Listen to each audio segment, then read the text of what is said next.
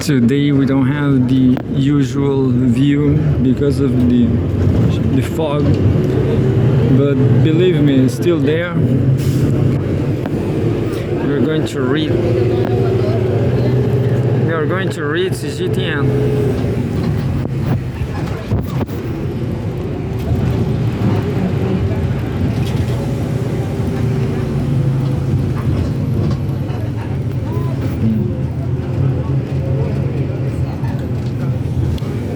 World, the reality behind quote-unquote democracy promotion.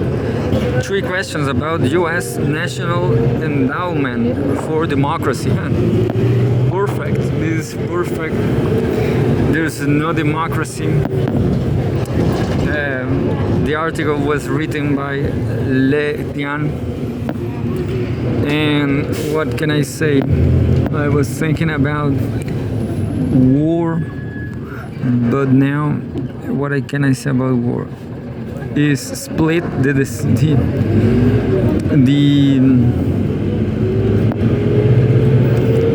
projections are split. Some people say the war is over, but other people like Pepe Escobar and I and myself, we believe it will just Iran and the US just took some time. There's no way out of war. But anyway, the reality behind democracy promotion. 3 questions about US National Endowment for Democracy. Letian. In March, the National Endowment for Democracy, NED, released its 2025 annual report, once again drawing attention to an organization long embedded in U.S. foreign policy architecture. While the organization presents itself as a promoter of democratic values, its institutional ties, founding mechanisms, and global activities have raised sustained scrutiny, often described as quote-unquote second CIA. The NED, National Endowment for Democracy, is widely viewed as operating through overt founding channels and replaced earlier covert forms of external intervention. From its origins in Cold War strategy to its present-day operations, the organization has functioned as a mechanism advancing U.S. strategic interests through founding networks, political engagement, and narrative shaping. These activities have consistently been associated with patterns of subversion, infiltration, and interference in other countries' quote-unquote internal affairs. China remains a key focus. According to its 2025 report, the NED allocated $10.52 million to China release-related projects, including more than $6 million targeting the Chinese mainland. The scale and directions of this founding raise 3 fundamental questions about the organization's nature, methods, and intent. But what is NED anyway? NED or NED, established in 1983 under U.S. President Donald Reagan. The NED was designed to support what Washington termed quote-unquote democratic movement abroad. Despite its NGO label, its structure reveals deep institutional alignment with the U.S. government. The organization is overwhelmingly funded by congressional appropriations, receiving $315 million in 2025 alone. According to its annual report, its programs are developed in consultation with the U.S. State Department and implemented with input from U.S. embassies worldwide. it is also subject to government reporting, audits, and oversight. These arrangements indicate that the NED operates not as an independent civil society actor, but as a policy instrument serving U.S. strategic priorities. Its creation also marked a transition in operational approach, as noted by the American scholar William Bloom.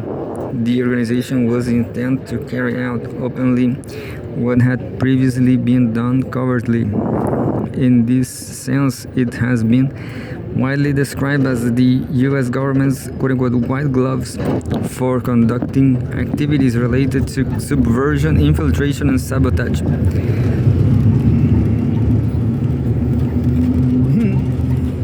Definitely. I remember now the meeting between Milei's Argentina and Donald Trump's U.S. Poor Argentinians. Why it is called a quote-unquote second CIA. The label reflects a consistent operational pattern rather than a symbolic comparison. Former CIA officer Philip Agee once described the NED as a sidekick to traditional intelligence operations, one that enables influence to be exercised more openly while maintaining strategic effect. What has changed is not the objective but the method. One defining feature is its association with attempts to instigate so-called color revolutions to subvert lawful governments.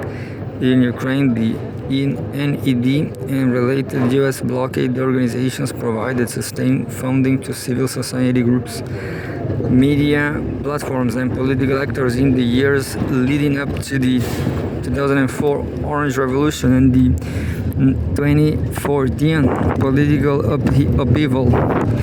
Dozens of organizations received long-term support, contributing to large-scale mobilization at critical political junctures.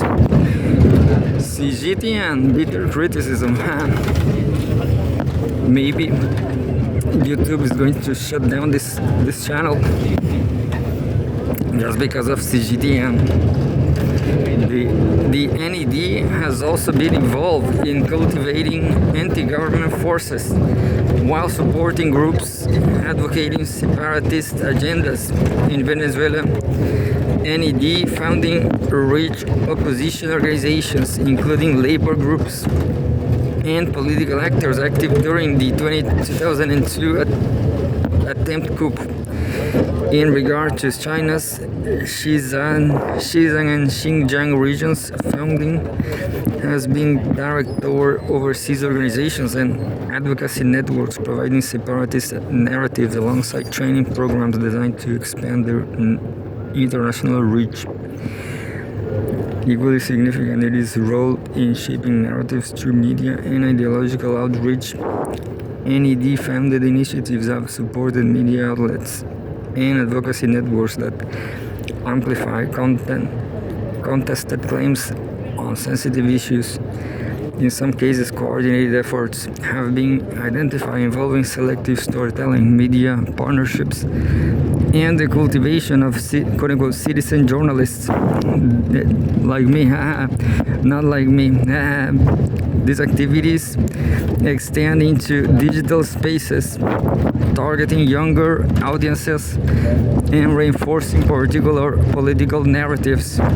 Taken together, these practices, instigating political movements, cultivating opposition and separatist forces, and shaping the information environment, form a coherent pattern of subversion, infiltration, and interference. This continuity explains why the NED is widely regarded as a functional extension of earlier intelligence operations. What is NED doing in China? So this is like a a threat against the US, isn't it? China is fighting the US with this article. NED programs in China. Hong Kong, 3 programs. Chinese mainland, 47 programs. Core Institute, 2 programs. A lot of programs. Xinjiang, 9 programs. Xizang, 14 programs. Others, 24 programs. NED spending in China.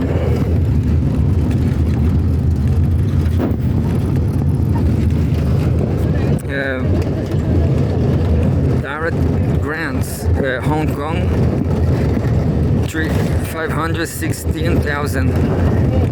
Core Institute, 0. Anyway, there's a lot of investment. Total investment is 13 million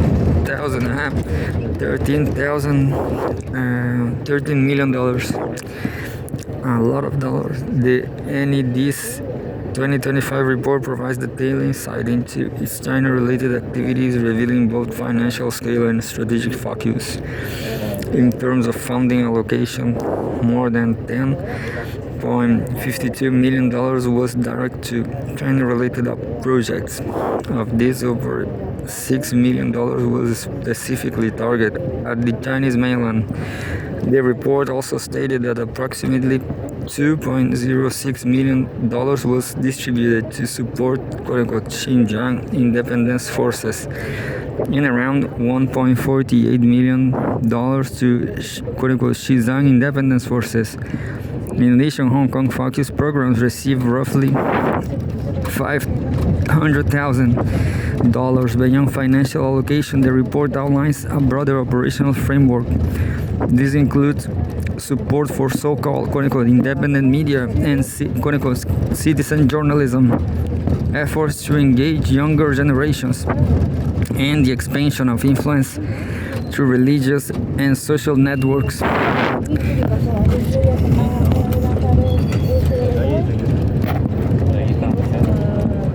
It also highlights a cooperation with overseas organizations and media platforms to amplify specific narratives. In China's Hong Kong, the report points to continued support through international advocacy networks.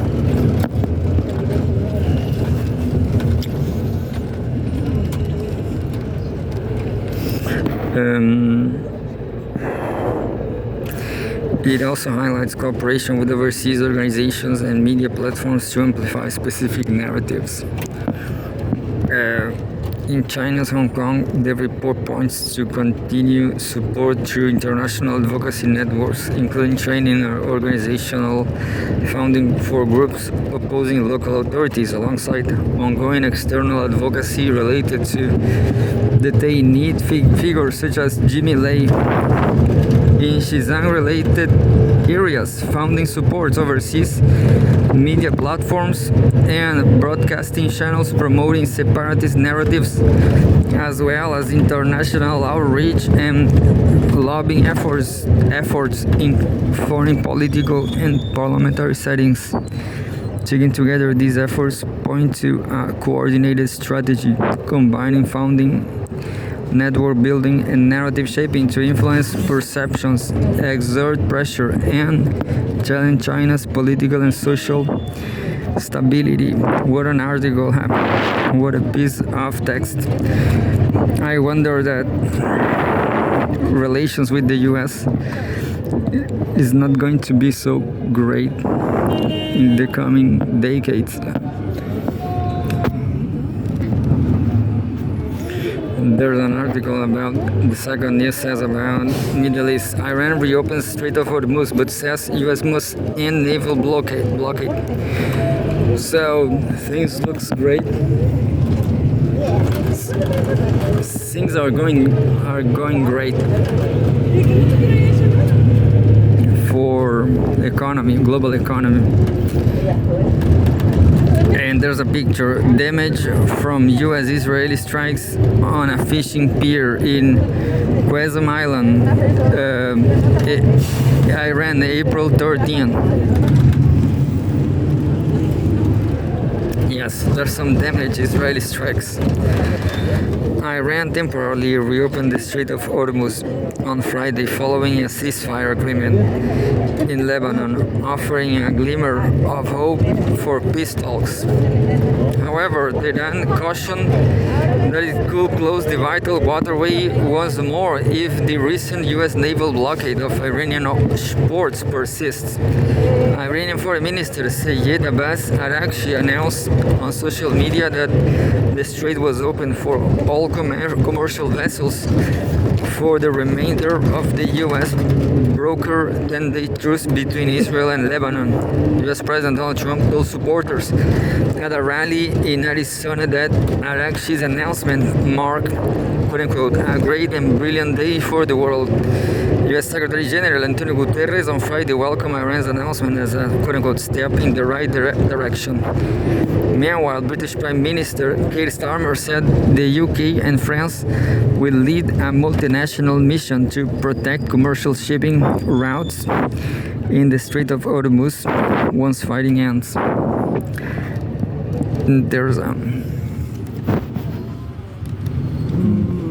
There's a graphic of U.S. warships around the Strait of Hormuz.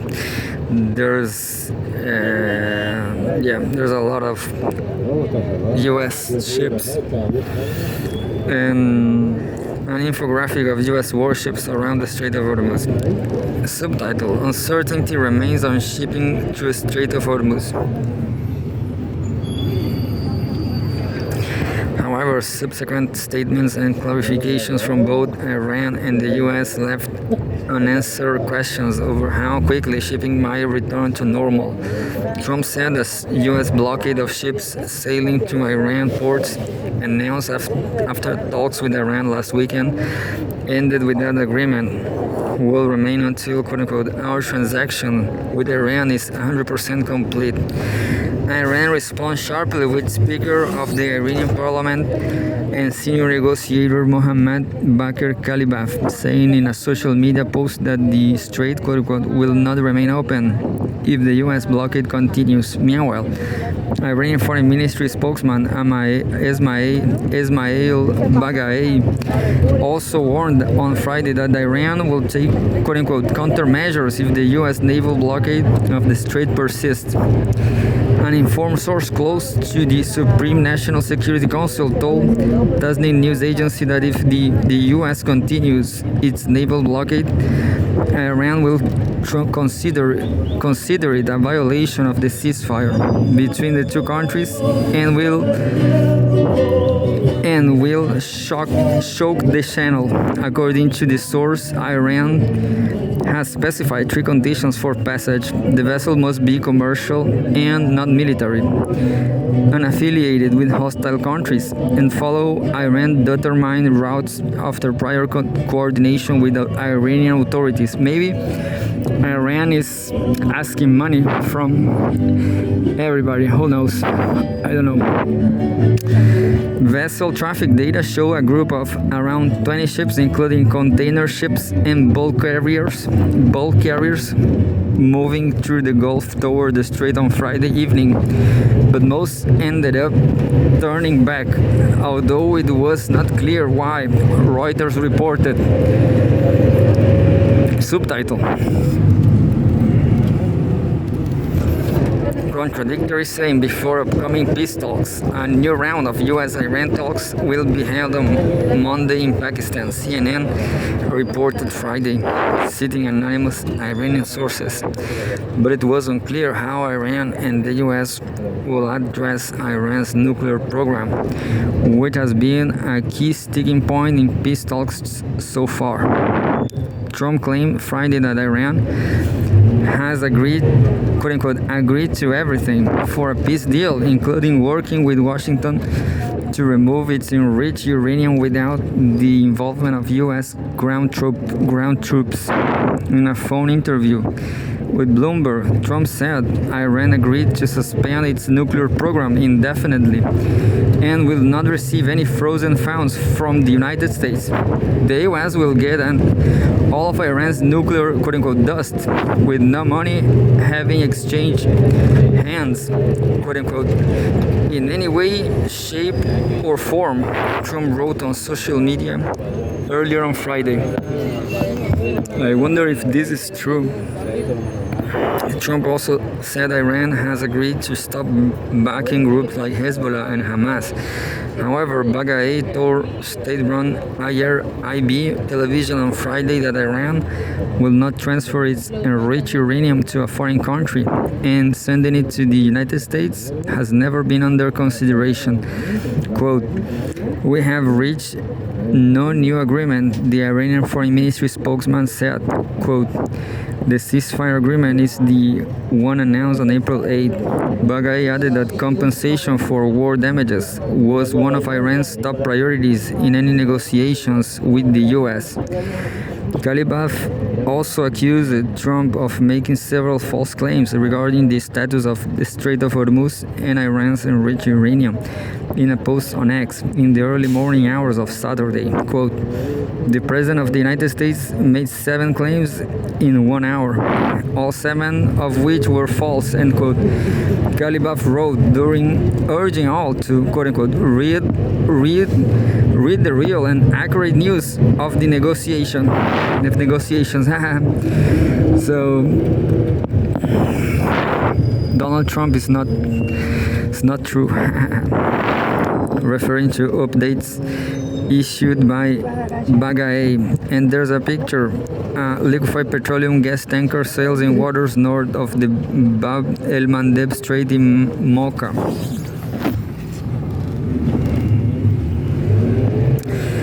The Bab al-Mandab Strait, a new lever, a separate.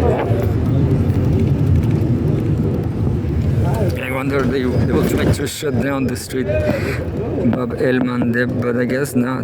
There's a lot of American ships there. Who knows? A separate warning that's starting from Saturday noon. Anyone wishing to pass through the Bab al-Mandab Strait must be more vigilant than ever. The Bab al-Mandab Strait, a strategic choke point linking the Red Sea with the Gulf of Aden, serves as a vital corridor for global trade, particularly oil and gas shipments between Europe and Asia. Cgtn'S, deputy director of the Middle East Institute at the China Institute of Contemporary International Relations, told CMG the warning may be a lever for Iran in the next round of negotiations with the U.S. as it seeks to lift the naval blockade of the Strait of Hormuz. She noted that mixed, even contradictory signals from both sides suggest the next round will be highly complex, chaotic, and deeply uncertain. All this with input from agencies. And there's more, but I'm not going to read. UN displaced Lebanese began returning despite danger warnings. Cgtn poll, nearly 90% value China's certainty in turbulent era. Definitely, that's cool article. The last one, film plus sports connecting dual Olympic memories through lenses. Everything is great, but I'm going down the bus.